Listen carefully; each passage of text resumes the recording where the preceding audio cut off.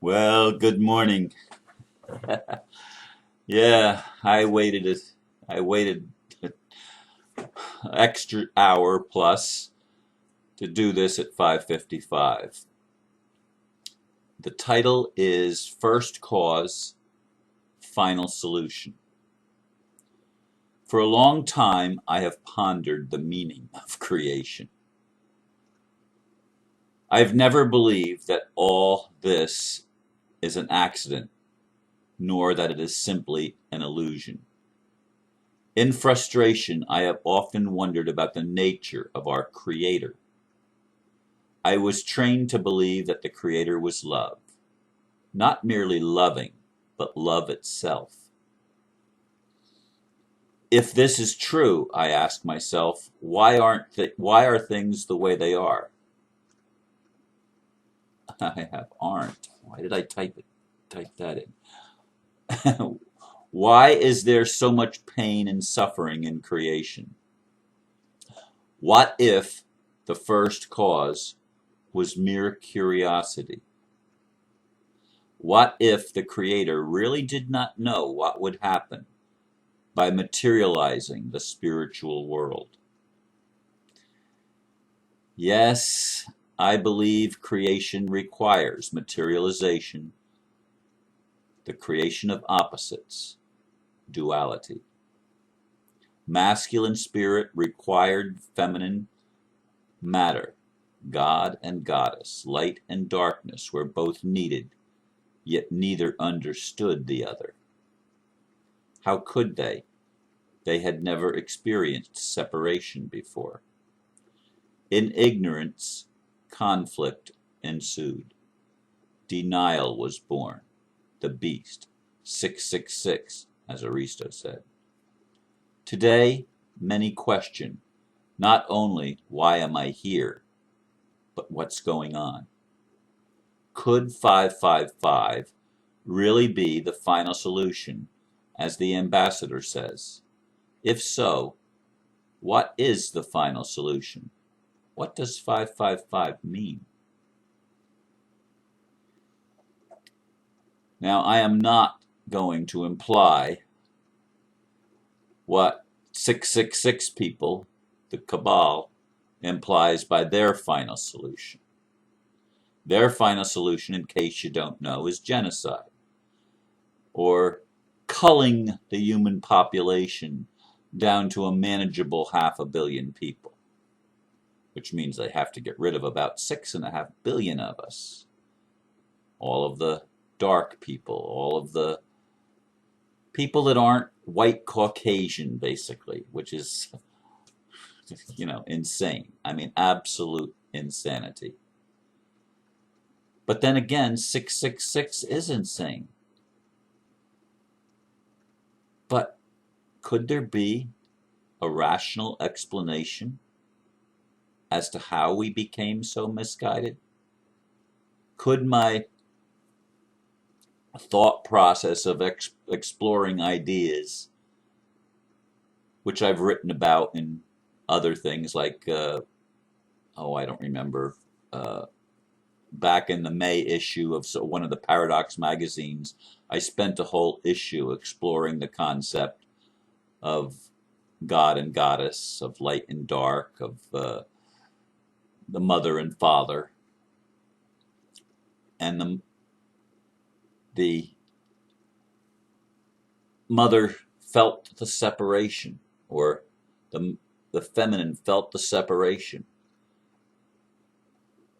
and didn't understand the dynamic that had taken place. Where did she come from? Where did matter come from? It's just an illusion, scientists tell us. It's a holographic image. It's not real.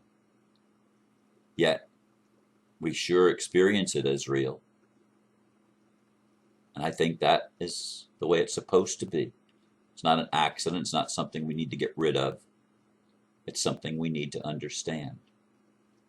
Yes, we've got ahead of ourselves. 666, we got ahead of ourselves. We started developing all this technology, which If you study anything about Atlantis and the theories of Atlantis and the geological evidence of hydrogen bombs or some kind of atomic melting that we have geological evidence for, you realize that we've probably destroyed this planet or major portions of it a number of times. And as I've said in other videos, some say that this is the fourth or the fifth world, which means we've messed it up a few times in the past. What makes us think we're going to get it right now, and why would we want to go from 666 backwards to 555? What final solution would the Creator have, now that the Creator is evolving in and through creation? Now that's a concept that's hard even for me to understand. I would like to think of a Creator that knew the end from the beginning, that knew right at the onset exactly how everything was going to play out. I'd like to have that kind of a sure thing God. But what if that sure thing God is only wishful thinking? What if God really was curious and did not know when creation began how it was going to play out? That would explain why the world destroyed itself a number of times and why we have all of these legends and myths that permeate human culture of wars on other planets and that involve the earth and all sorts of things that come down to us in the form of myths and legends, stories about our ancient past. And it wasn't pretty. It wasn't organized, although obviously there's evidence that we were technologically advanced even back then. But were we ever really peaceful? That's a question that I ask myself. Or was this thing a linear progression of evolution? Not just cyclical. Yeah, there are cycles within the linear progression, but it's a linear progression from simple to complex, from ignorance to knowledge and actual wisdom. Is there a progression? Is the Creator evolving with creation? That would be a conclusion that I could somewhat live with, because it would be hard for me. It is hard for me to look at the Creator as knowing how everything is going to turn out and allowing all the pain and suffering. Well, people say, well, we created that. God didn't do it. Did God actually create evil? It says that in some sacred writings in the Bible and the Old Testament. That I create light, I create darkness, I create good, I create evil. They're alike to me. They're the same. Sometimes God seemed like an actual sadist. Not a nice guy. And sometimes the mother would erupt because she didn't like what was going on either. The mother being matter, spirit being the penetrating light that penetrates the darkness, even the darkness of our own consciousness. 555 is an interesting number. Some say, well, why don't you go to 777? Because we haven't mastered the 5 yet. What is the 5? It's the quintessential element. I like to think of it as the heart. And why, Ron, where are you getting this from? Well, I know Aristo said that 10 is the final thing, not 9. But to me, 9 is the finalization of the whole thing. 10 is a new beginning.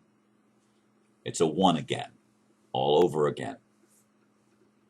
But in order for this world to work, to do the 10, we have to complete through the 9.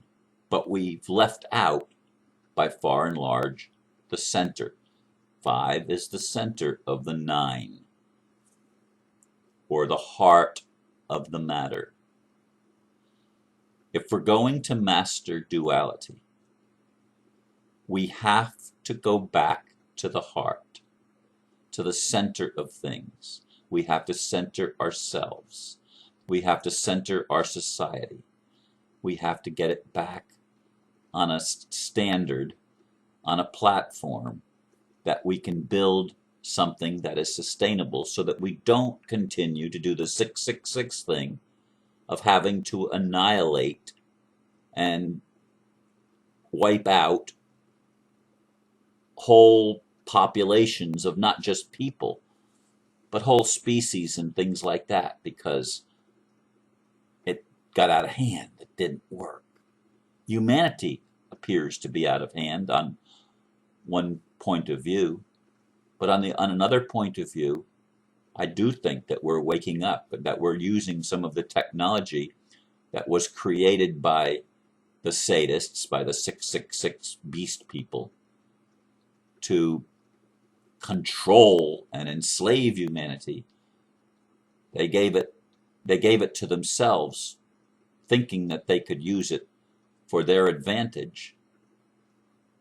But Creator is using it to Creator's advantage. God is using it to God's advantage. And people are discovering the way of the heart, which to me is 555.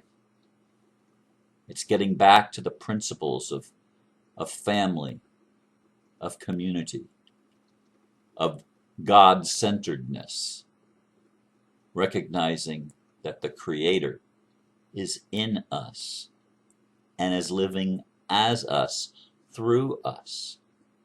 And who is the us? All of us. The light and the dark, the ignorant and the wise. Now, the only kind of ignorance that I don't understand is ignorance that is chosen. I can understand the ignorance in creation when we just don't know. That's not ignorance so much as it is innocence. We're discovering, we're learning what happens if I do this. You know, the laws of cause and effect come into play in the process of discovering. So the first cause was one of curiosity. What if? What if? A wonderment. Creator experimenting with creation, giving creation the ability to do whatever it wanted to do, including destroy itself, which sounds like insanity. But I guess it's hard for us to learn, isn't it? As humans, it's hard for us to get it. And so I don't understand, from my point of view, why people would choose to be ignorant. And especially people that claim to be people of the heart. Why would they choose to be ignorant of the world in which we live and choose to play a role, not choose to play a role in its transformation? I don't get it. I don't have all the answers. And I look at things, and I puzzle over things, and I analyze things, and I feel things. I explore. I emote. And I try not to shut any of it down, because a long time ago, I came to the conclusion that the real delusion, the real illusion, is separation. That is only the appearance of things, not the reality of things. The quintessential thing, the 5, is recognizing that everything is connected and that everything is really love. But it doesn't always look like love. It doesn't always feel like I want love to feel like. I want the bliss and the joy and the rapture of delight. I want to experience those things. But what I experience most often in my life is the exact opposite. Now I believe, and I hope, and I trust, and I pray that the final solution is that we who have been polarized in our dueling, in our duality, as in dueling, as in fighting, as in conflict, that we are finally going to get it and develop some wisdom with the knowledge that we've always been interconnected and that love is the only answer. And if 5 represents what I've just explained, then I understand why we have to go back to the heart, because we got ahead of ourselves technologically. We developed abilities that we weren't spiritually mature enough to handle. May we be in this day and age, in 2015, may we be finally coming into the reality of the rediscovery of the importance of the heart, the importance of love, the importance of spirituality in a material world. This will be, if we get it, the final solution to the dilemma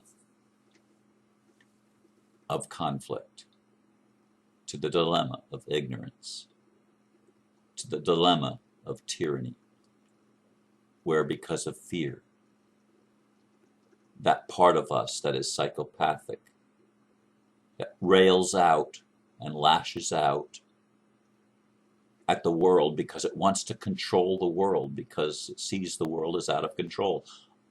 I've been there, so it's in me. Isn't it in you too? We come back, and we center, and we recognize, and we learn to love again, or for the first time. And when we do, the 5 overcomes the 6. We go back and center, and then we can accelerate and go into the 777 and the 888 as we transform the 666 from the beast to the teacher. Thank you for listening. Namaste.